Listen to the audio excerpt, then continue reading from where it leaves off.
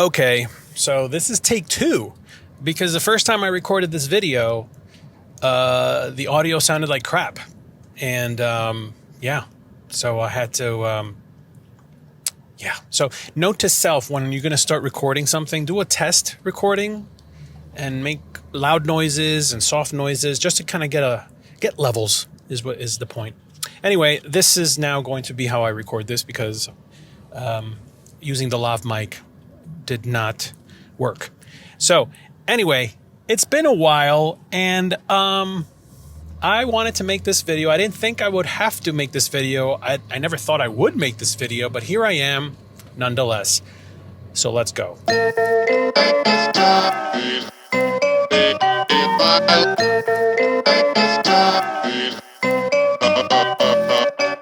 So hey, I'm Maurice, and in case you don't know me, I have a YouTube channel called Jedi Toy Masters, and it's a kind of a fun Star Wars channel where I talk about Star Wars, me and my boys.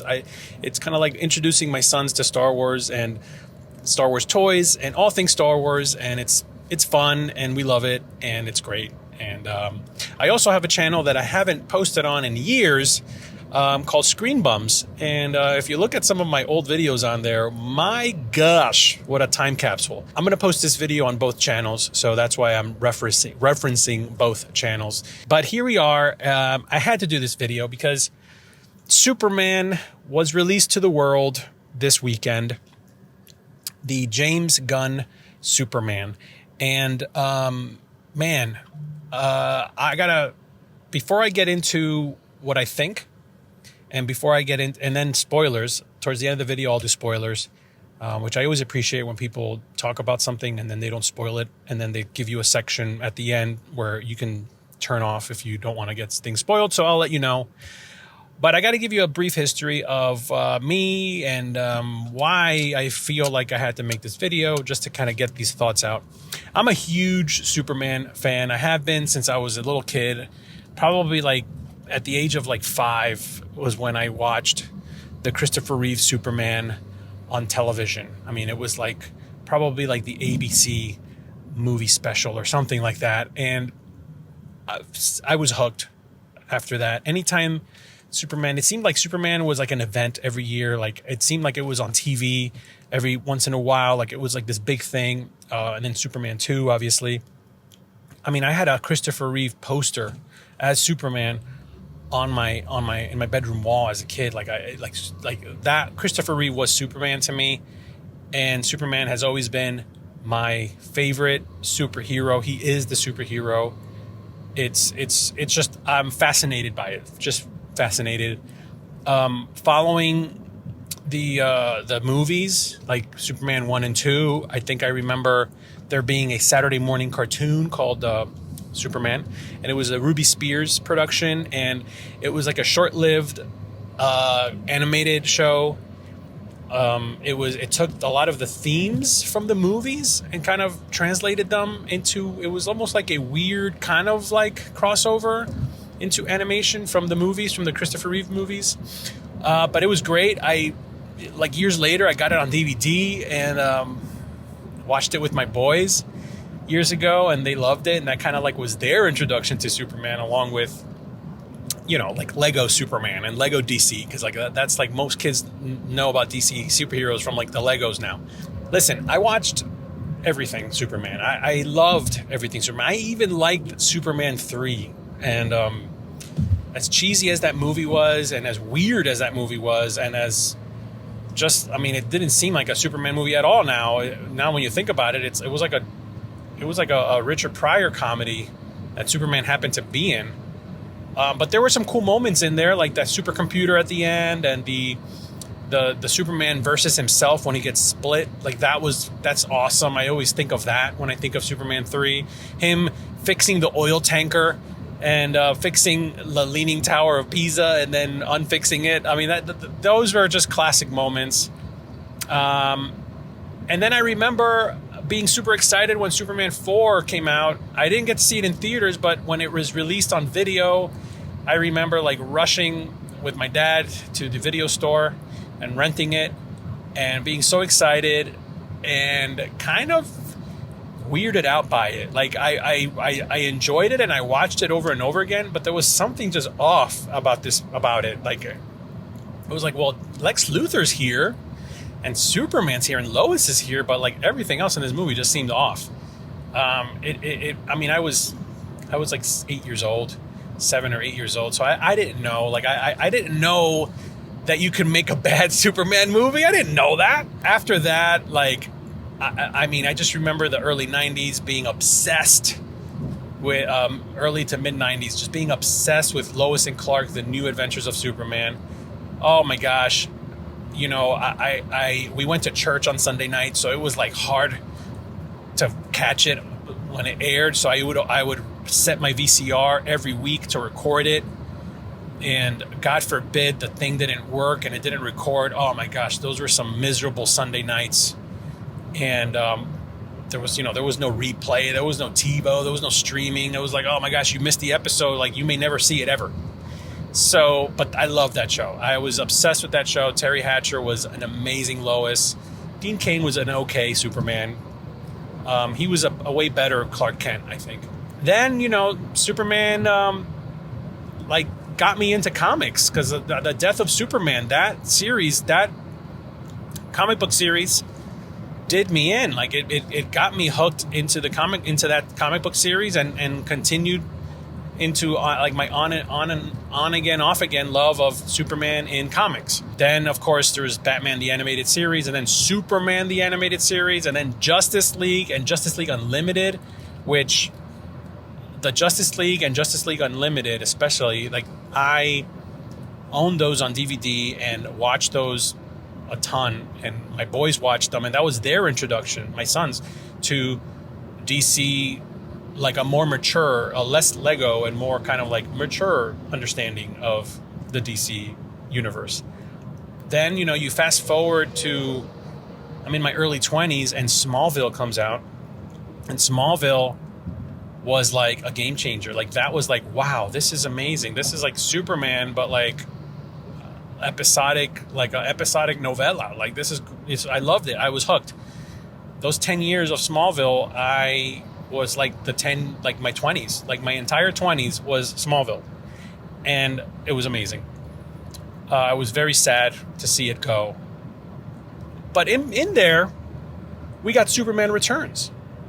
And I was super excited about that, especially when I kind of saw that it was kind of like a quasi-sequel to the Christopher Reeve Superman. I was like, man, this guy, Brandon Routh, he looks like Christopher Reeve. Like, whoa, like Kevin Spacey as Lex Luthor kind of is giving me Gene Hackman vibes. Like, this is going to be kind of cool. And like, there was a Batman out, Christopher Nolan Batman was out also. And like, I was like, wow, like we're finally getting like Superman and Batman movies at the same time. Like, maybe there could be a crossover. Like, it was so exciting. So I enjoyed Superman Returns. I saw it multiple times in the theater. The story is pretty solid. It's just there was certain things that was just too out there. Like, like the whole Superman. I mean, spoiler alert for Superman Returns, but like that Lois had a baby, and it turns out that that's Superman's baby, and it just raises a lot of questions about what happened, and there wasn't enough action. I feel like the plane sequence was amazing, and then like the bank heist was amazing, and then Superman making those little saves, at the end when Lex Luthor is making that kryptonite island or whatever. Like, it was okay. It could have been better, and I wish they would have had the opportunity to maybe continue the story, because the rumor at the time was that, well, the next one is going to be like Wrath of Khan. It's going to be like all action, all story, all Superman. And I was like, yes, I'm down. So, but unfortunately that never happened. But then we got Zack Snyder's Man of Steel. Superhero movies were becoming kind of dark and gritty. Man of Steel was like, okay, all right, let's see what's going on here. And it was like a little bit like, like I remember watching it, going like wanting to like it and wanting to make connections to it, but it was just like so dark. It was like, it didn't feel like Superman movie.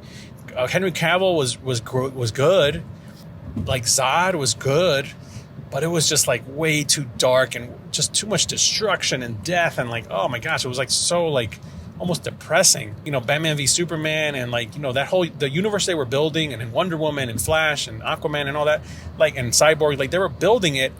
Then unfortunately that Justice League movie was horrible. Like by the time we got the Zack Snyder Justice League, it was like too little too late. You know, it was like watching something that could have, should have, could have, and as much as it was better, it was still like way too, I don't know if it was just way too ambitious to take it in this direction, the DC universe, and it was like, yeah, it just didn't work. I mean, as much as there are people out there that still are like harping on this, you know, bring back the Snyderverse, I think it would be better if they allowed Zack Snyder to work with like a comic book artist and maybe like Frank Miller or something, and do the Snyderverse as a comic book. Like do it as a book. Do it as like a big graphic novel that tells the whole story that he wanted to tell. I think that would be pretty cool, like as a graphic novel. And even if like maybe James Gunn wanted to jump on that bandwagon and say, you know what, let's make it into like an Elseworld animated thing, you know? So anyway, that brings us to 2025. James Gunn is now the head of DC, and he's taking the DC into a different direction, and he's kind of revamping everything and restarting everything. And here we are, 2025, Superman. What did I think? As a Superman fan, I gotta say, I was definitely entertained. I definitely thought it was fun. It was funny. It was entertaining. It was visually appealing. It was a Superman adventure. It was like, and somebody else said it on social media, and I totally agree. It was like the animated series in live action on the big screen. It's like somebody took a 2 or 3 episode story arc and turned it into this live action movie. You don't need to know too much. Everybody knows who Superman is. Everybody knows who these characters are. Let's just jump right into an adventure. You know, let's just jump right in. And that's literally what the movie does. You jump right into this adventure. From beginning to end, this adventure doesn't stop. It's like nonstop. And then like there's some quiet moments, but it's like you're in this story. Things are happening. The story is happening. And then there's a resolution, a climax resolution. Like it is a story from beginning to end. Boom. It's Superman. I did enjoy that. I think all of the characters in this movie were almost perfectly cast. Like Superman, he did an amazing job as Superman. And as Clark, I really liked his Clark. Like just it gave me like All-Star Superman, Superman of for all seasons vibes. Like those two comic books, which I think the movie's spirit is based on the spirit of these two comic books. Nailed it. Like he's like the big suits, and he's kind of like this big like hunking guy, but like, you know, you would never expect that he's Superman. And they do make a reference to the glasses and why the glasses work, and that's interesting. Lois Lane was great. Rachel Brosnahan, she was great. She totally like had me, you know, that this is Lois. It definitely gave me like Erica Durance from Smallville, Lois vibes. Like Terry Hatcher, I think, was my favorite Lois, and Erica Durance was like the very, very close second. Like they were right there. But Rachel Brosnahan, man, she really like, I was like, man, this is Lois. Like she looks like Lois. She kind of like, it's almost like they took her right out of the comic book. Like the kid that played Jimmy, like that dude, that was Jimmy. Like that was pretty cool. Cat Grant, Lombard, like Perry White, like all these characters. Like man, like Guy Gardner as Green Lantern, like Hawkgirl, Metamorpho, like oh my gosh, Lex Luthor, Nicholas Hoult, I believe his name is. Like what an amazing job as Lex Luthor. Like he made the movie. He almost stole the movie because of how good he was. Very much like a Michael Rosenbaum, Smallville Lex Luthor, like 2.0. Like it's almost like you could see how the Lex Luthor from Smallville eventually turns into this guy. Every character in this movie, like I tip my hats off to the casting, because they really got the right people to play these parts. I wish we would have had more time with them. I feel like this movie did suffer from too many characters. and because there's too many characters, you can't give them enough time for us to get to know them, for us to see them living in this world. Like we didn't really get to see that enough. But then the complaint would have been, if we did get to see that more, it would have slowed down the movie and there would be less action. So I get it.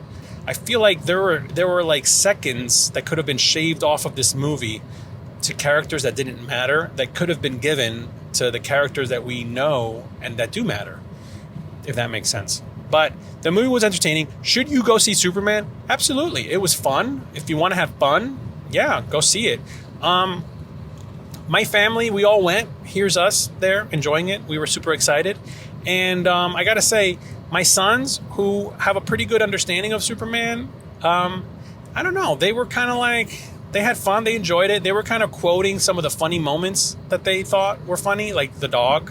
Crypto was the big deal in the movie, but it wasn't like they didn't come out of that movie going, oh my God, that was so amazing, Superman's rule. Like it was just like, yeah, we watched a cool movie. Like we got to go to the movies and see something fun. Like that was it. It wasn't anything earth-shattering. My wife, on the other hand, she didn't like it. And the more she thinks about the movie, like even this morning, we're having breakfast and she's like, the more I think about it, the more I'm like, I really didn't like this movie. Like she didn't like, she wasn't moved by it. She didn't really like, it was like, okay, like what is this? Okay, fine.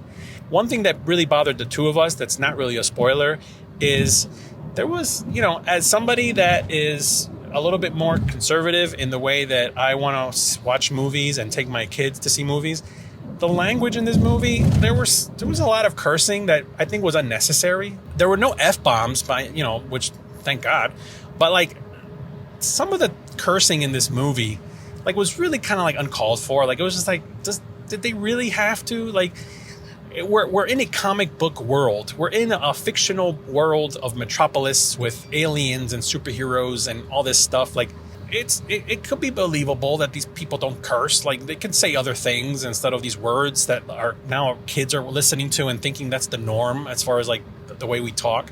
I was thinking about this show, the show Reacher, about Jack Reacher with it's on Amazon and a great show. It's like already like it's already 3 seasons in, but in the first season there's a character, this detective from like Boston, and he's like this like very like suit and tie, very stuck up character, and during the course of the show he doesn't curse, and he believes that cursing is a sign of like lack of intelligence. But during the course of the series of that first season, so much crazy things happen to him and near-death experiences and wild stuff that like he eventually just curses. And Reacher, the character Reacher, is like, wow, like, oh man, look at you, like, I thought you said that, and he's just like, shut up, and I think that's a funny way, even though there's a lot of cursing on that show because it's an adult show, it's not made for kids, but that character is like, he got pushed to the point in that world, in that cruel, very graphic world of that show, he got pushed to the point of using foul language. In Superman, like, we don't need to do that. The Christopher Reeve movies, there was no cursing in them. Like, I just don't understand it. Like, it just doesn't make any sense to me. My opinion, though, so, like, whatever. But that kind of took me out. I every time there was, like, somebody said the B word or the S word or whatever, it was just kind of like, come on. Did I enjoy the movie? I did enjoy it. It was fun. But it was a little bit, like, disappointing. It was a little... If this movie was a latte, then I feel like the latte that we got was very delicious, but it was not a lot because the rest of the cup was just foam. And that's kind of like how I felt with this movie. On top of the fact that there were a few little things that really, really annoyed me, that I'm like, I really wish they didn't go in that direction. And I'll get to that in a minute in spoilers. But for the most part, it was a decent movie. It was enjoyable. Like the good, positive Rotten Tomato scores that it's getting from like viewers and stuff, it's well deserved because it is, a fun movie. It's a fun summer popcorn movie. It's Superman. and it was bright and colorful. All the things that we've been complaining about as fans, saying that, you know, Superman needs to be hopeful and bright and colorful and fun. This movie was all of those things. Like, it was the right amount of action with some touching moments. And again, not a bad movie, not the best movie. Should you see it? Yes. Is this a good start to the new DC, you know, universe that we're in now with James Gunn leading? I guess, you know, like, it's not a horrible way to get the ball rolling. So, you know, I'm hopeful that, you know, as we move forward, we'll get some really good interconnecting stories, and eventually down the road we'll get like a Justice League. So that's it for that. Now let's get into some spoilers, because I got a few things I gotta say. All right, so this is your final warning. I'm going to spoil the movie. So please, if you haven't watched it and you don't want anything spoiled, stop right here. Otherwise, you can continue. And if you saw it, let's talk about it in the comments below. Let's be polite, though. Let's not, you know, everybody has an opinion. Let's just be a little bit understanding. But here we go. Right off the bat, the movie starts with like a crawl. Like almost like a Star Wars crawl, like a modern Star Wars crawl, where it's like you get this whole text about, you know, Superman is this. And I honestly, I didn't even get to read the whole thing. And for two reasons. One, I wasn't expecting it. So all of a sudden, all this text comes on the screen. And I'm like, wait, what? And before you know it, it's like changing to another portion of text. So I didn't even get to read it. Plus, my theater, for some reason, the aspect ratio was a little bit off, and it was cutting off the first line at the top of the screen. So that really sucked. I'm going to write a very well-worded email to that movie theater. But anyway, I thought that took me out a little bit, because I'm like, why do we have... Like, the last movie that did that was Superman Returns, and I thought it was a little bit weird then.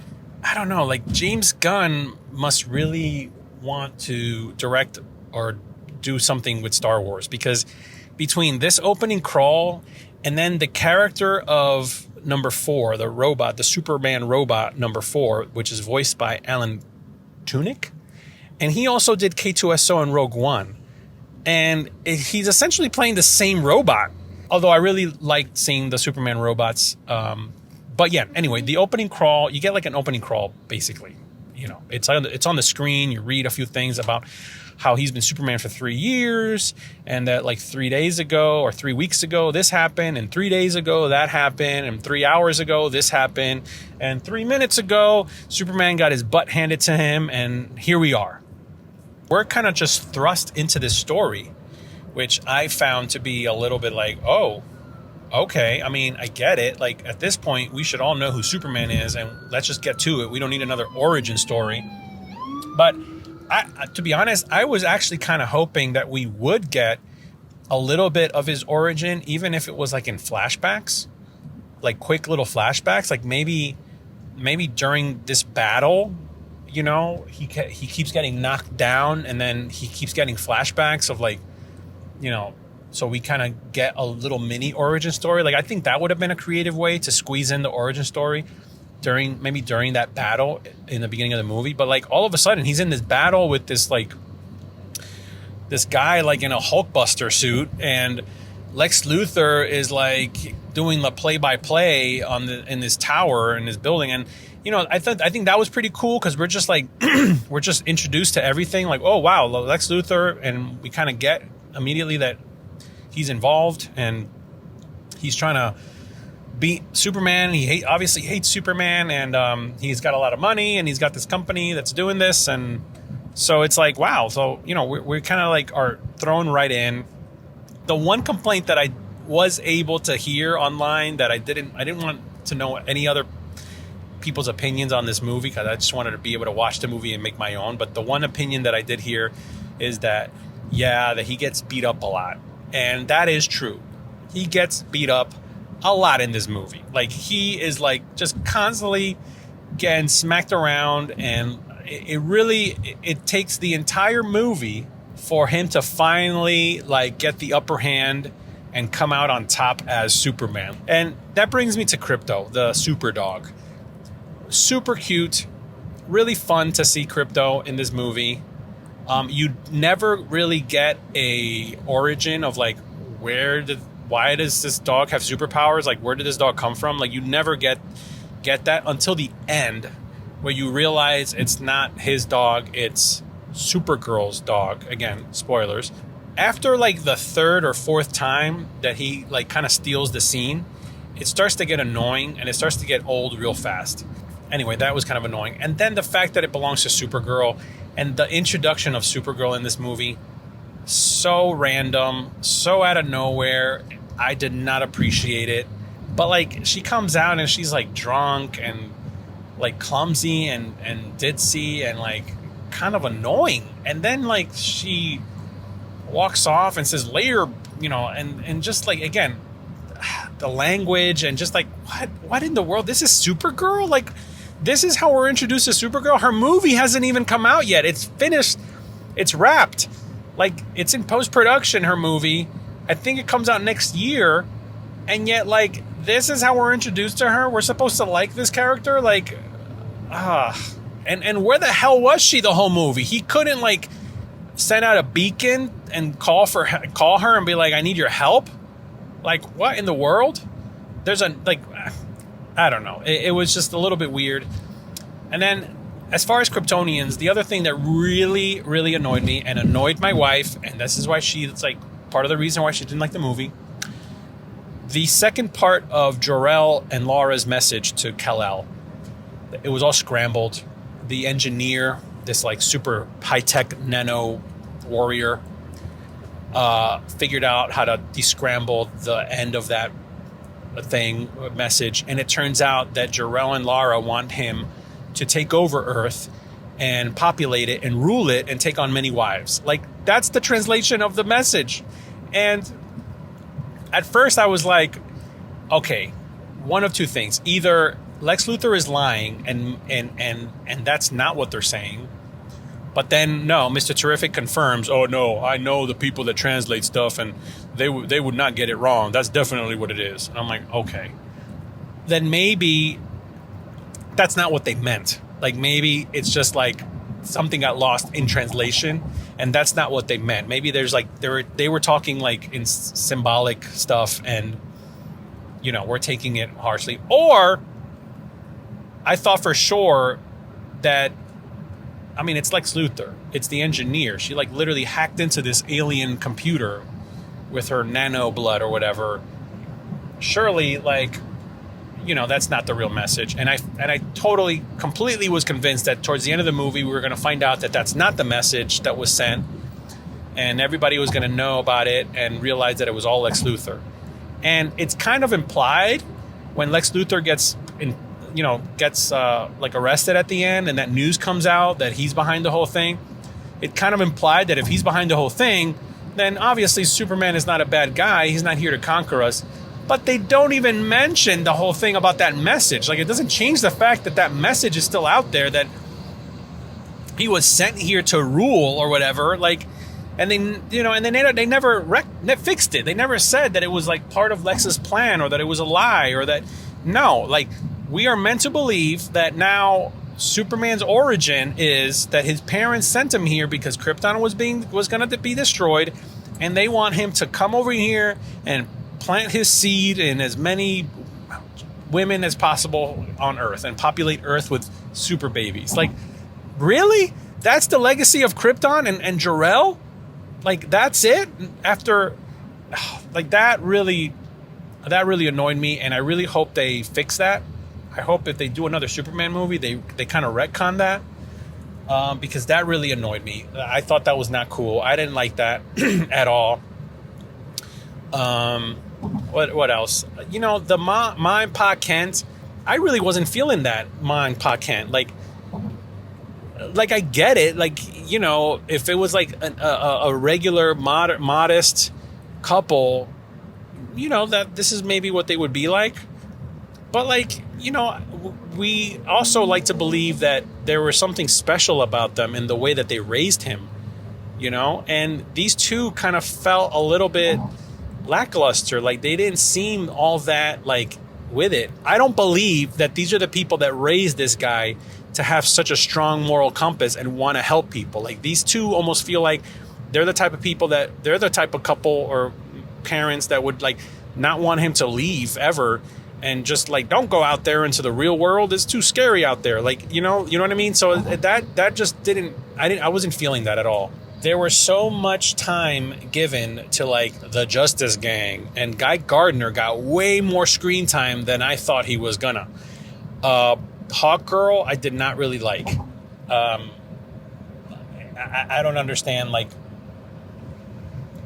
where is this with these characters? Like, how is this possible? How are these three characters? How did they even come together to form this Justice Gang or whatever, Justice League?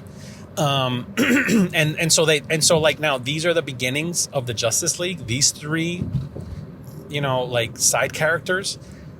I don't know. Anyway, I did like Miss Tessmacher. That was really funny. That was actually one of the things that my wife really liked about the movie, that she kind of said, if you think about it, Miss Tessmacher and Jimmy Olsen are like the heroes of the story, because the whole time she's like taking selfies like a random social media obsessed person.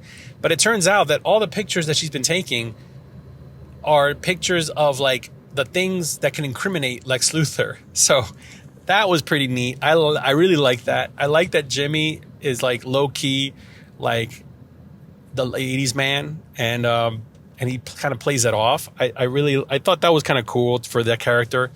Although you never see Jimmy with a camera in his hand. What the hell, man? At least give him like a camera around his neck that he just is constantly taking pictures, or like doing little video clips. Like, what the heck was that about? Anyway, those are the things that really bothered me about it. I just feel like the timing was a little off with this movie, like giving some characters more time than others. But that's the problem with having too many characters. The whole thing with Superman's origin and Jor-El, like, I didn't like that. The dog, it was too much. I needed less dog, more Superman. Superman needed way too much help in this movie. It was just like, come on, man. Like, I really hope they power him up and mature him up a little bit in the subsequent movies, like later on, because he just needed way too much help. He was a mess. Like, Lois has to save him. Lois has to save him. Like, Mr. Terrific, it was like the low-key superhero star of the movie too, because like, he basically, like, without Mr. Terrific, Superman doesn't win. Like, period. So, yeah, anyway. I get it. It shows that it's a team effort. There's no I in team. Hey, this is future Maurice chiming in. After editing this piece together, I realized that I gave so much backstory as to like my history with Superman, which is part of the point of this video. But I didn't really get to point out more specifically the things that really I didn't like about this new Superman movie. So I'm just going to kind of go down the list really quickly. You can let me know in the comments below what you think. But right off the bat, I mentioned it before, I didn't really particularly like that opening text on the screen kind of crawl. Like, I don't know. I guess maybe that stuff could have been put into the dialogue and as exposition. But then a lot of people complain that sometimes when we get exposition dumps, that becomes annoying too. So it goes back and forth. I'm just not a big fan of having to like have like this big text introduction. The only time it actually works is in Star Wars. And when it's done anywhere else, it's kind of a turnoff to me. So there was that. Number two, just did not like the fact that Superman's biological parents, Jor-El and Lara, that their plan for him was to come and conquer Earth. I know that there's been a lot of more recent iterations of that in animation and maybe even in the comics. I'm not sure, but I really don't like that. I like the idea that his parents were the outliers of Krypton and that they sent him here with a positive purpose, and that went hand in hand with him also arriving and being raised by the Kents and getting those like good family values from from earthly parents. Which also leads me to the next problem I had, which was Jonathan and Martha Kent, I feel like were not really well cast in this movie. I do think that Pa Kent was very realistic as like, a big grizzled guy that has maybe a heart of gold. And that's kind of like where Superman gets his like sensitivity from. But like Ma Kent just seemed very like stereotypical, and they just seemed very like, I don't know, like in an attempt to, I guess, bring realism to like a very humble farm family. It just doesn't work here because this is also a world where there's metahumans and aliens. So it's like, I feel like just stick to the script of Ma and Pa Kent being like a more like hopeful romantic version of what you would expect good old fashioned, a farm couple to be, or that raised him. I don't know. Like, I feel like the parents were kind of not cast well, or not presented well in this movie. There's that. The whole thing with the pocket universe stuff, I get it, but I feel like it was a little bit too elaborate. But I can give it a pass. The thing that also really stuck out to me was Lex Luthor. There's a scene, spoiler alert, where he like literally murders a random guy that he kidnaps to like threaten Superman with. And I get the purpose of that is to really show Lex Luthor as a real threat and kind of show how evil he is, so that he's just not a mustache twirling villain, but that he's like super evil. But I don't know, like I feel like that was too much. That was way too dark, like to go that dark that soon in this movie. So I could have done without that. Jimmy Olsen was great. However, he never even touches a camera in this whole movie. That's just a little nitpick. But again, that goes back to like, I really wish they had more time to develop some of these minor characters that connect to Superman. Not so much like all these other characters like the Justice Gang that don't necessarily connect to Superman. That would have been a little bit better. And I'm trying to think what else. The really other, well, like I mentioned this, there was way too much dog. I think Crypto could have done with a little bit less Crypto. Use him sparingly. I think they used him way too much. And last, you know what? The Supergirl cameo at the end really took me out. Like, I get it. This is like a different version of Supergirl that they're going for. A more flawed character, Supergirl. And I guess when she gets her own movie next year, it's going to kind of dive into that. But like, come on. Like, I don't know. I don't know. That turned me off.